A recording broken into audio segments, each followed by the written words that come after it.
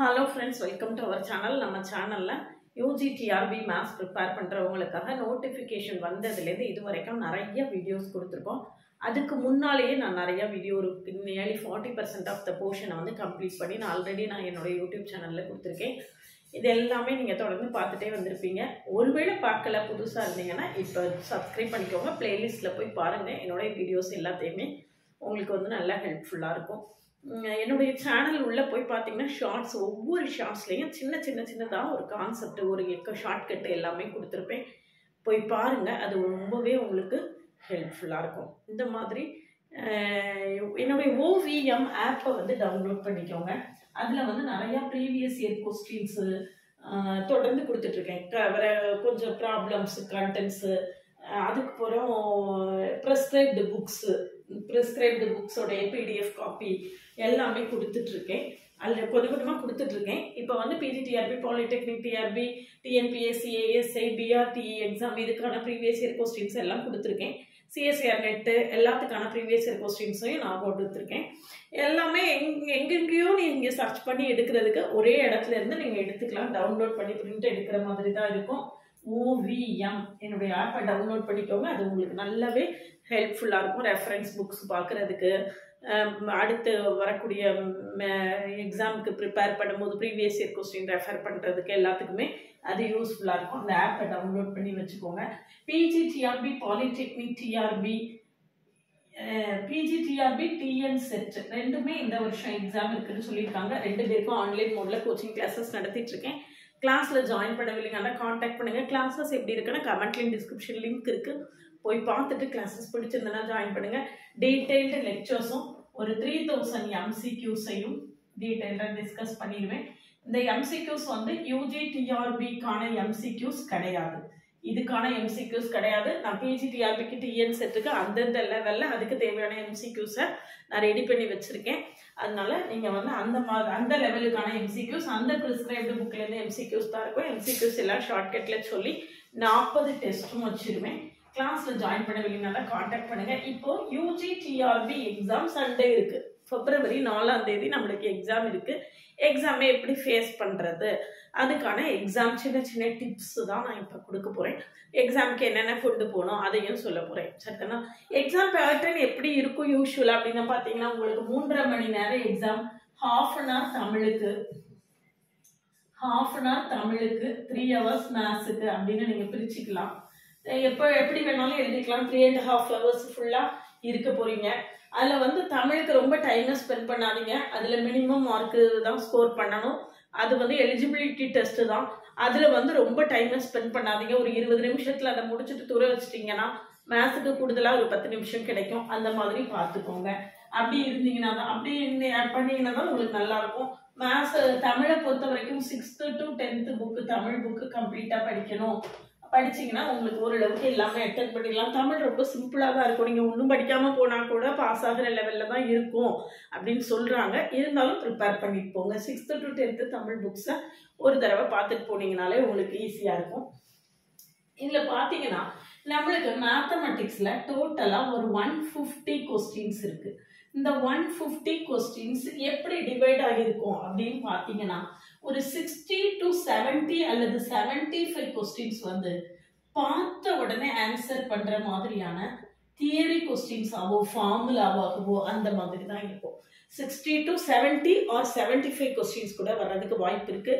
இந்த 60 to 70 or 75 கொஸ்டின்ஸை நீங்கள் ஒரு half an hourக்கு முன்னால் முடிச்சிட்டீங்க அப்படின்னு சொல்லியாச்சுன்னா உங்களுக்கு பின்னால் வரக்கூடிய கொஸ்டின்ஸை ஒர்க் பண்ணி ஆன்சர் பண்ணுறதுக்கு நல்ல டைம் கிடைக்கும்.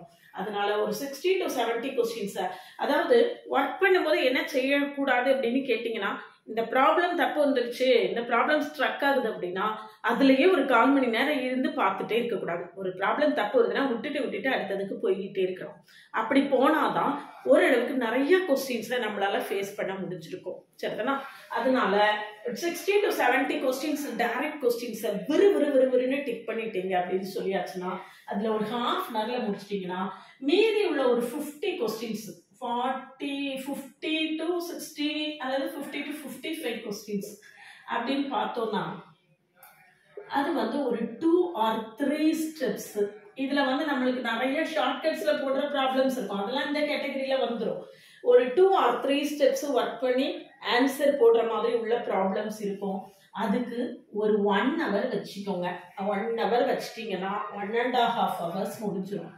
இதுல இன்னும் ஒரு 25 to 30 கொஸ்டின்ஸ் வந்து லென்த்தியா இருக்கும். ஒரு பக்கமும் அரை பக்கமும் ஆன்சர் போட்டாதான் வரும் அப்படிங்கிற மாதிரி இருக்கும். அந்த ப்ராப்ளத்துக்கு கிட்டத்தட்ட 1 மணி நேரம் ஆயிரும்.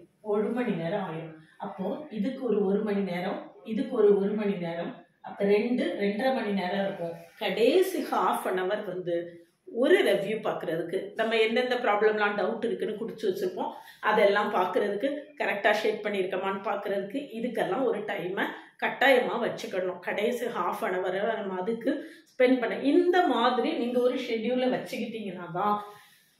இதுல என்ன விஷயம் அப்படின்னா 2 or 3 ஸ்டெப்ல ஆன்சர் வரும் நான் சொல்றேன். நீங்க ஒர்க் பண்றீங்க, ஆன்சர் வரல அப்படின்னா டென்ஷன் ஆகவே கூடாது. அடுத்த ப்ராப்ளத்துக்கு போயிடணும். அடுத்த ப்ராப்ளம் ஆன்சர் இல்லைன்னா அதுக்கு அடுத்த ப்ராப்ளத்துக்கு போயிடணும். அப்படி அடுத்தடுத்து போய்கிட்டே இருந்தால் மட்டும்தான் நிறைய ப்ராப்ளம்ஸை சால்வ் பண்ண முடியும். எனக்கு இந்த ப்ராப்ளம் ஆன்சர் வரலன்னு ஒரு ப்ராப்ளத்தில் 1/4 மணி நேரம் 10 நிமிஷம் 20 நிமிஷம் ஸ்பெண்ட் பண்ணிட்டீங்கன்னா டோட்டல் இதுவும் கொலாப்ஸ் ஆயிடும். நம்மளுடைய இதெல்லாம் அடுத்து என்ன பண்ண அப்படின்னு தெரிய முடியாத அளவுக்கு கொலாப்ஸ் ஆயிடும். டென்ஷன் வேற ஆயிடும். டைம் ஆயிடுச்சு, முடிஞ்சது, இனிமேல் நம்மளால ஒர்க் பண்ண முடியாதுன்னு டென்ஷன் ஆகும். டென்ஷன் ஆகும்போது நிறைய மறந்து போகும். அதனால நிறைய பிரச்சனை ஆயிடும். அதனால ஆன்சர் வராத கொஸ்டின்ஸை பற்றி ஒரி பண்ணாமல் அடுத்தடுத்தது போயிட்டே இருங்க. இதில் பார்த்தீங்க அப்படின்னா இது வந்து இந்த மாதிரி ஒரு இதை கட்டாயமாக வச்சுக்கோங்க. ஒரு 60 to 70 ப்ராப்ளம்ஸ் வந்து டைரெக்டாக ஆன்சர் போடுற மாதிரி இருக்கும். Any group of prime order is cyclic group is abelian, இந்த மாதிரி நிறைய ரிசல்ட்ஸ் அல்ஜிப்ரால, அனாலிசிஸில், அப்புறம் ஓஆரில், இதில் எல்லா யூனிட்லையுமே தியரி பார்ட்டும் இருக்கும், ப்ராப்ளம் பார்ட்டும் இருக்கும். அப்போ எல்லா யூனிட்ல உள்ள தியரி பார்ட்டை ஃபுல்லாக நீங்கள் விறுவிறுன்னு ஒர்க் பண்ணிகிட்டே வந்துட்டீங்க அப்படின்னாலே நிச்சயமா உங்களுக்கு என்ன செஞ்சிடும், நிறைய டைம் சேவ் ஆயிடும். இதுக்கு அடுத்தால 1 or 2 ஸ்டெப்ஸ்ல ஆன்சர் போடக்கூடியதை பண்ணிட்டீங்க அப்படின்னு சொல்லியாச்சுன்னா கடைசியில் லெங்க்தியாக வர ப்ராப்ளத்தை ஒர்க் பண்ணிட்டு இருப்பீங்க.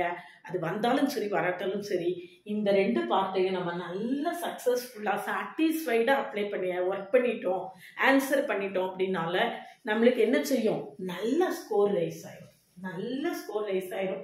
என்னுடைய கெஸ் ஓசிக்கு 120 ப்ளஸ் வரும் அப்படின்னு நான் கெஸ் பண்ணுறேன். I am not very sure about it.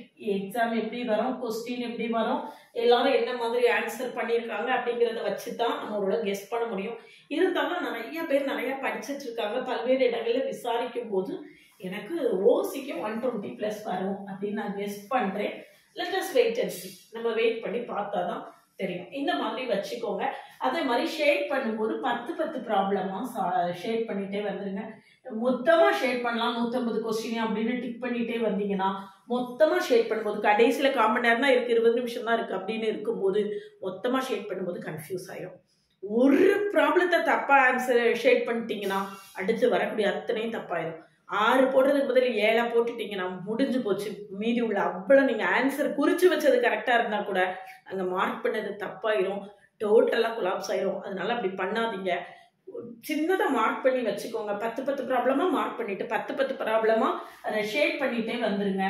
Shade பண்ணுறதுக்கு ரொம்ப முக்கியமாக கரெக்டாக அந்த ரவுண்டை விட்டு வெளியே வராத மாதிரி நல்லா ஷேட் பண்ணுங்க. நல்ல ஒரு இடைவெளியே இல்லாத மாதிரி ஷேட் பண்ணுங்க. நல்ல வெளியே வராத மாதிரி ஷேட் பண்ணுங்க. இதெல்லாம் முக்கியம். ரொம்ப முக்கியமான விஷயம், OMR ஷீட்டில் உங்களுடைய பர்சனல் டீட்டெயில்ஸ் எல்லாம் ஃபில் பண்ண வேண்டியது இருக்கும். அதில் தயவு செய்து தப்பு பண்ணாதீங்க. ஒயிட்னர் யூஸ் பண்ணணுங்கிற சிச்சுவேஷனை கிரியேட் பண்ணவே பண்ணாதீங்க. Already all of you are teachers. நான் நிறைய TNPSC எக்ஸாம்ஸுக்கு இதுக்கெல்லாம் வந்து எக்ஸாமினராக போயிருக்கேன். எக்ஸாம் ஹாலில் பார்த்தீங்கன்னா 20 பேர் இருக்கிற இடத்துல 10 பேர் ஒயிட்னரை கொண்டாம்பாங்க. அப்படி செய்யாதீங்க. அது வந்து எக்ஸாம் ஹாலை விட்டு வெளியே வந்தோடனே ஐயோ நம்ம ஒயிட்னர் போட்டோமே அதனால தப்பாயிருமோ இதனால தப்பாயிருமோன்னு சொல்லிட்டு மனசு ரொம்ப கன்ஃபியூஸ் ஆகும். அதனால நிறுத்தி நிதானமாக வந்து அந்த ஃபர்ஸ்ட் பேஜை ஃபில் பண்ணுறது வந்து ரொம்ப நிதானமாக ஃபில் பண்ணுங்க. ஒரு தடவைக்கு 2 தடவை இன்ஸ்ட்ரக்ஷன்ஸை நல்லா வாசிச்சுக்கோங்க. வாசிச்சுட்டு ஃபில் பண்ண ஆரம்பிங்க. ஏன்னா இன்ஸ்ட்ரக்ஷன்ஸ் வாசிக்கிறதுக்கு ஃபில் பண்ணுறதுக்கு தனியாக கொடுப்பாங்க. அதெல்லாம் ஃபில் பண்ணி முடிச்ச பிறகு தான் நம்ம கொஸ்டின் சீல வந்து ஓப்பன் பண்ணுவோம். அந்த மாதிரி தான் இருக்கும். அதனால ஓஎம்ஆர் ஷீட்டில் ஒயிட்னர் யூஸ் பண்ணக்கூடிய சுச்சுவேஷனை க்ரியேட் பண்ணவே பண்ணாதீங்க. நிதானமாக ஒர்க் பண்ணுங்கள், நிதானமாக ஷேட் பண்ணுங்கள். ஒயிட்னர் யூஸ் பண்ணாதீங்க, அது 2ஆம் பட்சம் தான். ஒயிட்னர் யூஸ் பண்ணால் கரெக்ஷனே பண்ண மாட்டாங்க அப்படின்லாம் சில பேர் சொல்கிறாங்க. எனக்கு அதை பற்றி ரொம்ப டீட்டெயில்டாக தெரியலை. இருந்தாலும் ஒயிட்னர் யூஸ் பண்ணாமல் இருக்கிறது சேஃபர் சைடு. அதனால் தயவுசெய்து ஒயிட்னர் யூஸ் பண்ணாத மாதிரி நல்லா கேர்ஃபுல்லாக வாசித்து இன்ஸ்ட்ரக்ஷன்ஸை கேர்ஃபுல்லாக வாசித்து இது பண்ணுங்கள். ஒரே ஒரு பிளாக் பால் பாயிண்ட் பென் மட்டும்தான் உங்களால் கொண்டு போக முடியும். கொஞ்ச நேரம் பேசினோடனே அது இதாகிடுது. ஒரே ஒரு பிளாக் பால் பாயிண்ட் பென் மட்டும்தான் கொண்டு போக முடியும். ரஃப் ஒர்க்குக்கு அவங்க எவ்வளோ இடம் தந்திருக்காங்களோ அவ்வளோதான், எக்ஸ்ட்ரா பேப்பர்ஸ் தர மாட்டாங்க. அதனால ரஃப் ஒர்க் பண்ணும்போதே ரொம்ப கேர்ஃபுல்லாக முதல் கொஸ்டின்லேருந்து சிக்கனமாக செலவு பண்ணுங்க. இப்படி A4 ஷீட்டை 2ஆக பிரித்து சின்னதாக குட்டி குட்டியாக எழுதி அந்த இருக்கக்கூடிய இடத்த கரெக்டாக யூட்டிலைஸ் பண்ணுங்க. முதலே பெருசாக எழுதி இடத்த ஃபுல்லாக காலி பண்ணிட்டு எக்ஸ்ட்ரா ஷீட் வேணும்னு கேட்டால் தர மாட்டாங்க. அதனால ரொம்ப கேர்ஃபுல்லாக ரஃப் ஒர்க்கை பண்ணுங்க. மற்றபடி எக்ஸாம் சென்டருக்கு 1 மணி நேரத்துக்கு முன்னால் எக்ஸாம் சென்டரில் போய் ரிலாக்ஸ்டாக உட்காந்துருங்க. கடைசி நேரம் ரஷ்ஷப்பை அவாய்ட் பண்ணுங்க. பஸ் பிரேக் டவுன் ஆகலாம், பைக்கில் ஏதாவது ப்ராப்ளம் வரலாம், நீங்கள் பைக்கில் போனீங்கன்னா வெஹிக்கிளில் ஏதாவது ப்ராப்ளம் வரலாம். அந்த மாதிரி சுச்சுவேஷன்லாம் இருக்கிறதுனால 1 மணி நேரத்துக்கு முன்னாலேயே எக்ஸாம் ஹாலில் போய் உட்காரணும் அப்படிங்கிற மாதிரி பிளான் பண்ணி வீட்டிலேருந்து 7:30 கிளம்பிடுங்க. அது ரொம்ப ரொம்ப முக்கியம். மற்றபடி வாட்சு, ஃபோனு, கால்குலேட்டர் எக்ஸெட்ரா எதுவுமே அலோவ் பண்ண மாட்டாங்க. ஹை ஹீல்ஸு, ஷூஸு இதெல்லாம் அலோவ் பண்ண மாட்டோம்னு இதில் போட்டிருக்காங்க. அதெல்லாம் பார்த்துக்கோங்க. ரொம்ப கேர்ஃபுல்லாக இது பண்ணுங்கள். அதாவது நல்லா படிச்சுட்டு கடைசியில் எக்ஸாம் ஹாலில் போய் பண்ணக்கூடிய சிறிய தவறுகள்னால நிறைய பேர் நிறைய நல்வாய்ப்புகளை தவற விட்டுருக்காங்க. அந்த மாதிரி உள்ள தவறுகளை நீங்கள் பண்ணிடாதீங்க. அதுக்காக தான் நான் இதெல்லாம் சொல்கிறேன். அதனால நீங்கள் கூட யாராவது வர்றாங்கன்னா அவங்கக்கிட்ட எல்லாத்தையுமே கொடுத்துட்டு போகலாம். அப்படி இல்லைன்னா தனியாக எங்கேயாவது வச்சுட்டு போகிற மாதிரி தான் இருக்கும். அதனால் காஸ்ட்லியான வாட்சு, மொபைல் இதெல்லாம் கொண்டு போகாமல் இருக்க முடியும். அதுக்கான வாய்ப்புகள் இருக்குன்னா வெல் அண்ட் குட். வீட்டில் மொபைலை வச்சுட்டு போகிறதுக்கான சோர்ஸ் இருக்குது. நம்மளுக்கு எக்ஸாம் ஹாலில் போய் யார்கிட்டையும் கான்டாக்ட் பண்ண வேண்டியது இல்லை, நம்மளை கூப்பிட வர்றதுக்கு ஆள் இல்லை, வைக்கலை, நம்மளாக தான் பஸ் ஏறி வீட்டுக்கு போகிறோம் அப்படின்னா வெல் அண்ட் குட் ஃபோனை வீட்டில் வச்சுட்டு போயிடுங்க. அது சேஃபாக இருக்கும். மற்றபடி காஸ்ட்லியான திங்ஸ் எதுவும் கொண்டு வராதீங்க அப்படியெல்லாம் சொல்லியிருக்காங்க. அந்த இன்ஸ்ட்ரக்ஷன்ஸை வாசிச்சு பார்த்தீங்கன்னா தெரியும். ஒரே ஒரு பிளாக் பால் பாயிண்ட் பென் மட்டும்தான் உங்களுக்கு அலவுடு. ரஃப் ஒர்க்கையும் பிளாக் பால் பாயிண்ட் பெனில் தான் பண்ணணும். நம்ம ஷேட் பண்ணுறதும் பிளாக் பால் பாயிண்ட் பெனில் தான் பண்ணணும். வீட்டிலேருந்து நல்ல பிளாக் பால் பாயிண்ட் பென் நல்லதாக எழுதி பார்த்து எடுத்துகிட்டு போங்க. புதுசாக வாங்கி எக்ஸாம் ஹாலுக்கு கொண்டு போகாதீங்க. முந்தின நாள் 2 நாள் முன்னமே வாங்கி எக்ஸாம் ஹாலுக்கு என்னென்ன கொண்டு போகிறீங்க, ஹால் டிக்கெட்டை மறந்துட்டு போயிடாதீங்க. அது ரொம்ப ரொம்ப முக்கியம். அதனால் எக்ஸாம் ஹாலுக்கு என்னென்ன கொண்டு போகிறீங்களோ அதை முந்தின நாள் நைட்டு பேக்கில் எடுத்து ரெடி பண்ணி வச்சுருங்க. மறுநாள் காலையில் எந்த வித டென்ஷன் இல்லாமல் இதை காணோம் அதை காணோம் அப்படிங்கிற மாதிரி டென்ஷன் இல்லாமல் கிளம்புங்க. அது ரொம்ப முக்கியம். 7:30 போயிருங்க.